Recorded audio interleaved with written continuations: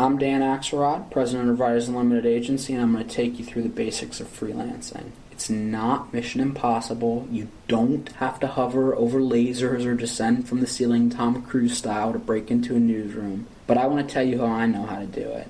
I was a full-time newspaper reporter for 5 years. I worked mostly at papers in Massachusetts and Pennsylvania, and at the end of 2011 I started earning a journalism doctorate at the University of Florida. Writers Unlimited is my nonprofit. I hold training sessions and seminars on journalistic and creative writing. I also teach journalism here at the University of Florida. In this lesson, I'm going to talk about the steps to get and keep a freelancing gig with a newspaper. You can apply most of these techniques to writing for magazines too. It's a good way to build up clips for a portfolio, but you have to do it for the love of writing because it won't get you a job and it rarely supports anyone financially anymore. Even before you come up with the next great story idea, you need some experience, something to show editors you know how to write like a journalist. You need to show that you can interview people and you're not a loon. Even if you're not a full-time staff member, you're still an ambassador for the newspaper, so the editors are going to set the bar pretty high before they let you in. So first you want to write for some student newspapers, newsletters, magazines, any legitimate established publication that will let you get some bylines and clips. When you first start out and you have no clips, you might just have to show up at the doorstep of the local weekly and just ask, hey, can I write this? If you don't have any journalistic experience, you're going to have to let editors know why they should take a chance on you. Tell them you're turning your copy early, you're easy to work with, you're going to hit all your deadlines, you've learned AP style, your stories are going to be well sourced. Of course, if you make these promises, you have to keep them. Getting experience with tiny publications is so important because these are the editors with whom you're going to be working until you have 5 or 10 really good clips that you can show to an editor of a larger newspaper. That doesn't mean you're going to get 5 clips and split. It means you'll learn the ropes of writing at a newspaper and you'll have something to show for yourself when you approach the editor of a larger publication.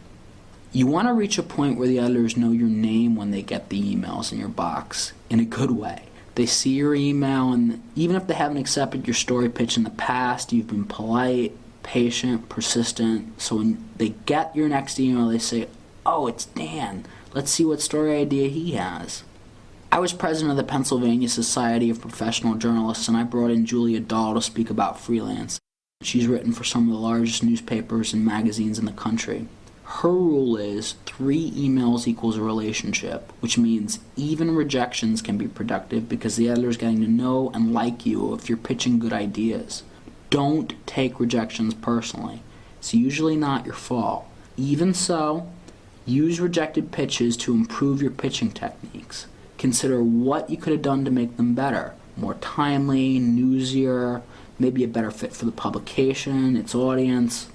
Once you've got a little experience, you need a strong story idea because it's going to be your equalizer. You'll follow all the basic rules of journalism to come up with it. Is it timely? Does it affect a lot of people? Is it close by? Does it involve someone of importance?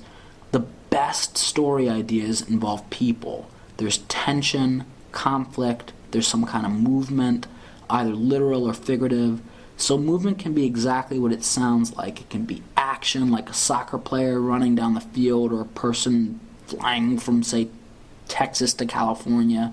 Or movement can be figurative. It can be a city council changing its position on an issue or a grieving mom who's moving from sadness to accepting a death. There are all different ways to come up with a story idea, and what they all have in common is you've taken an interest in a particular topic, you're learning everything you possibly can learn about it, and you're actively tracking it. Ideally, you're going to pick a topic that involves health, safety, money, something that gets people riled up. Of course, you've always got your Journalism 101 story ideas to fall back on, anniversaries, round numbers, usually things in 5-year increments like a 5 or a 10-year anniversary. Beginnings are good, endings are good, openings, closings, births, deaths. One of the things that amateurs struggle with is remembering to pick a topic that's timely. You can't just say, I want to write about this farmer's market. You have to talk about what makes it special and what's worth writing about it now. Once you've identified your story topic, you need to target a publication for which it's appropriate. You need to know that publication inside and out, and you actually have to read it. Editors will smell you a mile away if you don't read the paper or the magazine to which you're pitching. This is so important because you won't get many shots to get into a publication. You want to make sure you know the types of stories that are written in-house and which ones are only done by staff members. How do you learn that? You need to read the publication, as I said. You have to discern who does what. You also can call up, you ask for an editorial assistant, you just say, I'm a freelancer, I need to know who does what, and you look at the staff lists on the paper's website too. You really have to know the name of the person to whom you're sending the pitch because the wrong editor won't forward your story idea.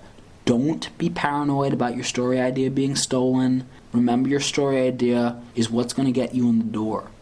So you've picked out your publication, you know all about it, and you've got a strong story idea. Now it's time to send your pitch email.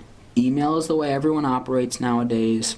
Don't attach clips or a resume because editors don't have time to open them and your email is just going to get sent into the spam box. They don't know if there's a virus attached to all those attachments. Just make your clips and resume available upon request. Another thing you need to know is that no one successfully writes entire stories and then just sends them to editors. They won't get published. Editors like to have their hands on their story ideas. They at least like to be in the loop and feel like they've participated in a discussion about a story idea. Sometimes they might say, I like that story, but could you do it this way? So they tweak your focus. A successful pitch is going to have a formal citation like, Dear Ms. Jenkins. It's going to be succinct, usually not more than 400 words. Your opening is going to get right to the point. I have a story idea to pitch you about X.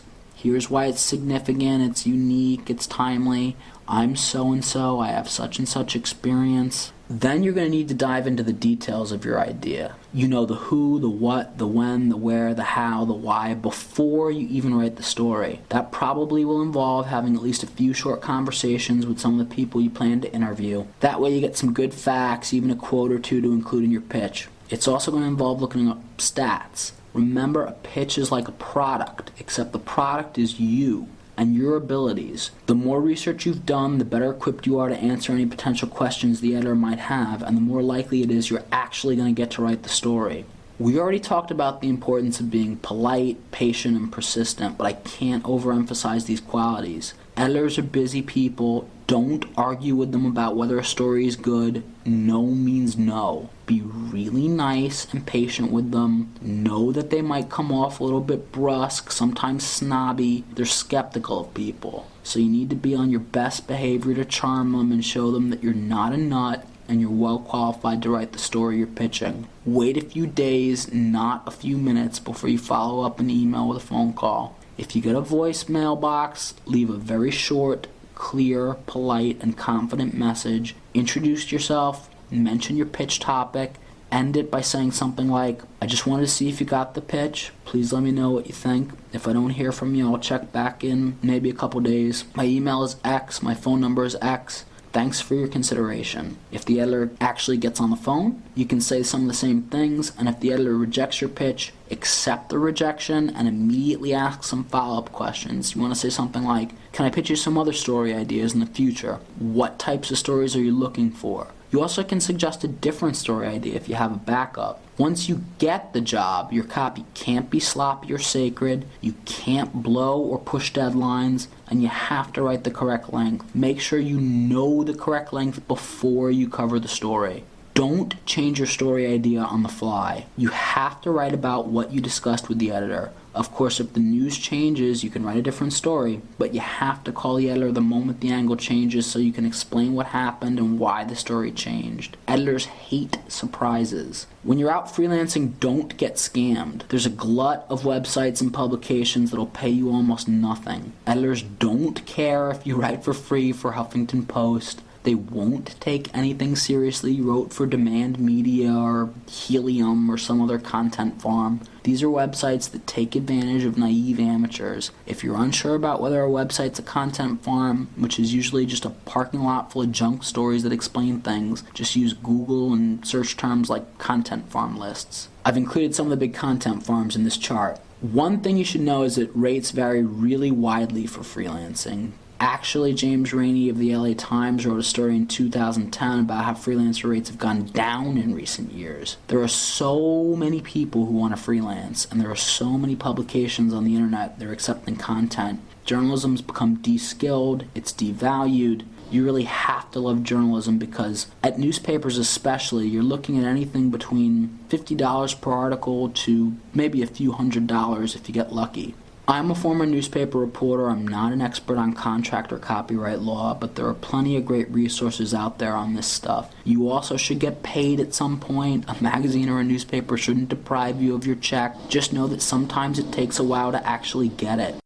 I'd like to thank the editors I interviewed to create this presentation: Mike Brassfield and Sherry Day at the St. Petersburg Times, Julia Dahl at CBSNews.com, Kim Frank Volstadt of the Tampa Tribune. I also interviewed Dennis Moore at USA Today, and I built this presentation with a PowerPoint template from PresenterMedia.com. I have to acknowledge that I used a ton of information I learned during a talk I organized and ran when I was president of the Pennsylvania chapter of the Society of Professional Journalists. I called it Earn Money the Right Way, and I brought in Julia Dahl and another really smart, successful freelancer named Michael Luongo. I also had a HarperCollins executive named Cal Morgan and a New York City literary agent named John Sternfeld.